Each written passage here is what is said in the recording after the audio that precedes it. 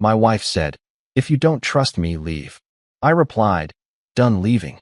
Then I canceled the joint account, moved out that night, changed all the passwords she was using, drove to my parents' house, and watched as the vacation she booked with her trainer got canceled without my card. Original post.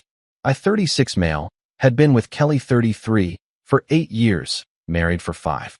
We met through mutual friends at a barbecue in Phoenix. I'm an IT project manager for a healthcare company, and she worked in pharmaceutical sales. We clicked immediately, got engaged after 2 years, and had what I thought was a solid marriage. Qley had always been into fitness. When we first met, she went to the gym maybe 3 times a week, nothing crazy. But about 6 months ago, she got really serious about it. Started going every morning at 5 a.m., meal prepping on Sundays, tracking macros, the whole thing. I was supportive. She seemed happier, more energetic. Then she started talking about Derek. "Derek showed me this new workout today," she'd say at dinner. "Derek thinks I should increase my protein intake. Derek says I'm making incredible progress." Derek was her personal trainer at the gym. At first, I didn't think much of it. Trainers are supposed to motivate you, give advice, track your progress. But the mentions became constant. Derek this, Derek that. I started feeling uneasy. One night in bed, I brought it up casually. "You talk about Derek a lot." "He's my trainer," she said, scrolling through her phone. "That's literally his job." "I know. I just notice you mention him constantly." She put her phone down and looked at me with this expression I'd never seen before.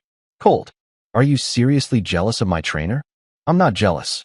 I'm just noticing a pattern. Maybe you should come to the gym with me then. See for yourself." "Maybe I will."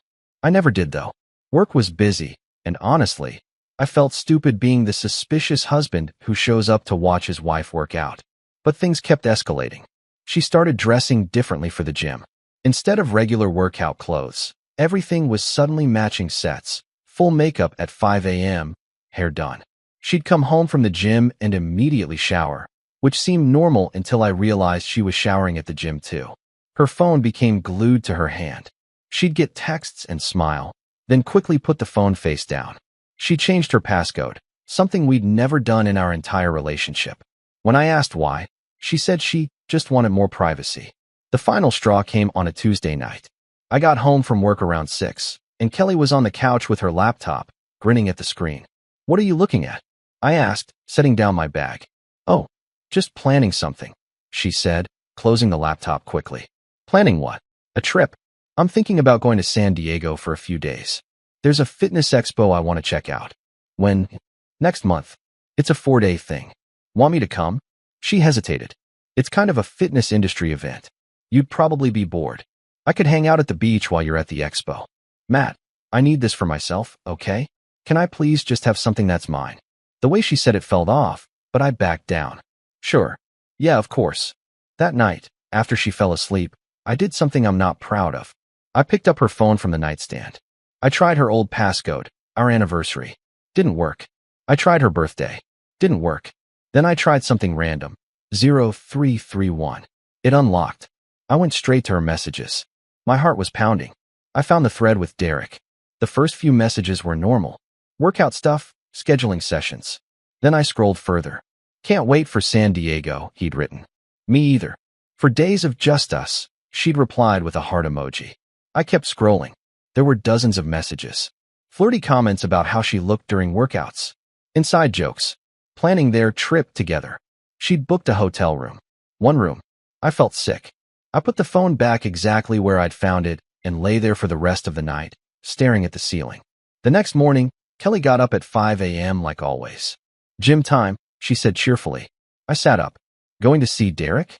She froze halfway to the bathroom. "What?" I asked if you're going to see Derek. "He's my trainer, Matt." "Yes, he'll be there." "Is he going to San Diego with you?" Her face went pale, then red. "What are you talking about?" "I read your messages." "You went through my phone?" Her voice went from shocked to angry instantly. "Are you kidding me right now? Answer the question. Is Derek going to San Diego with you?" "That's not the point. You violated my privacy. You're planning a vacation with another man, and I'm the bad guy. He's my trainer. It's a fitness expo.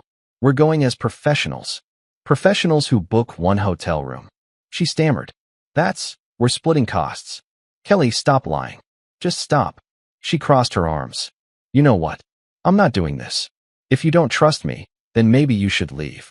I stared at her. In that moment, something clicked. She wasn't going to admit it. She wasn't going to apologize.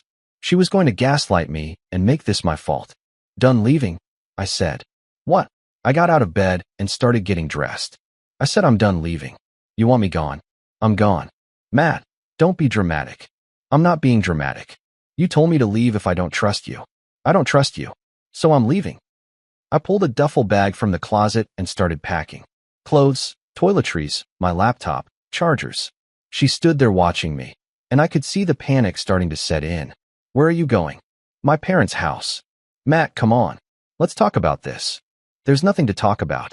You made your choice. I packed for 20 minutes while she followed me around the house, alternating between anger and panic. I grabbed my essentials, loaded my car, and came back inside one last time. I opened my laptop and logged into our joint checking account. Qley was still talking, but I wasn't listening. I transferred my half of the balance to my personal account. Then I closed the joint account entirely. What are you doing? She asked, looking over my shoulder. Separating our finances. You can't just. I can. And I am. Next, I opened every streaming service we shared. Netflix, Hulu, Spotify, Amazon Prime. All on my cards, all using my email. I changed every password. Then I changed our Wi-Fi password. Qley's phone dinged. She looked at it, and her face went white. Matt, the Netflix just logged me out. Yeah, that's because I changed the password. Are you serious right now? I picked up my bag. Completely. This is insane. You're acting crazy. I stopped at the door and turned around. Qley, you were planning a romantic getaway with your trainer. You lied to my face about it. You tried to make me feel guilty for noticing. And when I confronted you, instead of coming clean, you told me to leave. So I'm leaving. But I'm taking everything that's mine with me. I walked out, got in my car, and drove to my parents' house in Scottsdale. They were surprised to see me show up at 7 a.m. with a duffel bag. But when I explained what happened, my mom immediately made up the guest room, and my dad offered to help me find a lawyer.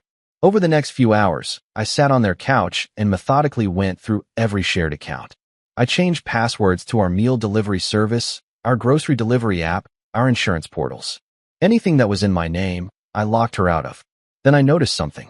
I logged into our credit card account, the one I was the primary holder on, the one Qley had a card for. There was a pending charge from 2 hours ago. $2,847 to a resort in San Diego. She'd booked the trip on my card. I called the credit card company immediately. I need to report unauthorized charges and cancel a card. They walked me through it.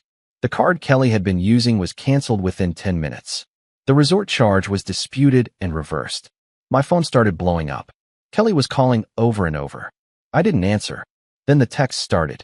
Matt, my card isn't working. Why did you cancel my card? This is financial abuse. You can't just cut me off. I finally responded. That card was in my name. You were using it with my permission. Permission revoked. She called 12 more times. I blocked her number. My mom brought me coffee and sat down next to me. How are you holding up? I don't know. Numb, I guess. You did the right thing. Did I? Maybe I overreacted. Matthew, she said firmly.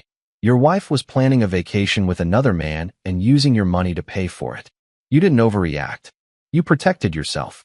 Over the next few days, I stayed at my parents' house and started putting my life back together. I met with a divorce attorney who confirmed I had grounds and that separating finances immediately was smart. I opened a new individual bank account. I started looking at apartments. Qley tried everything. She called from different numbers. She showed up at my parents' house. My dad told her to leave.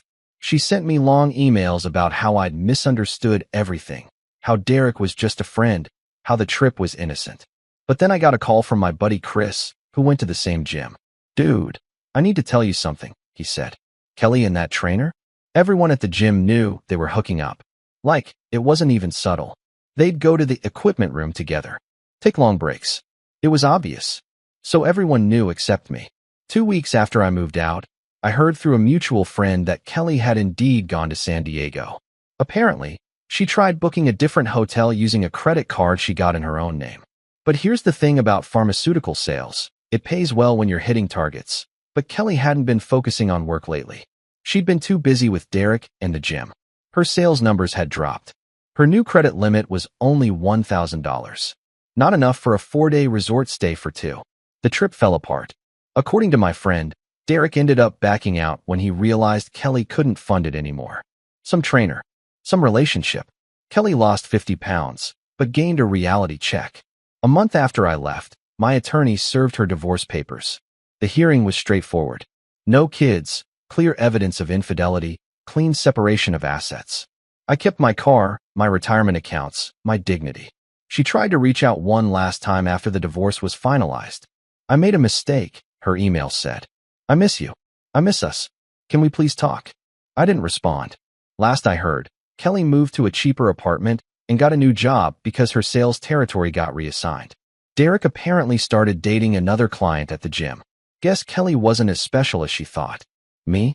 I'm doing fine. I'm 37 now, living in a nice one-bedroom in Tempe, dating casually, focusing on work. I got promoted to senior project manager. My life is peaceful. Sometimes people ask if I regret how I handled it. If maybe I should have tried counseling or given her a chance to explain. But here's the thing, she had her chance. When I confronted her, she could have been honest. She could have apologized. She could have chosen our marriage. Instead, she told me to leave. So I did. And I took everything that was mine with me. Not out of spite, but out of self-respect. Because the moment your partner tells you to leave if you don't trust them, while actively giving you reasons not to trust them, the relationship is already over. You're just the last one to know it. Qley wanted me gone. I granted her wish. And when the trip she'd planned on my credit card got canceled, when the streaming services stopped working, when the joint account was empty, she finally understood what it meant to actually be alone. She thought Derek would replace me. Turns out, Derek was just using her for attention and access to free stuff. Same as she'd been using me for financial stability while planning her escape. The difference is, I built a new life. She just lost the one she had.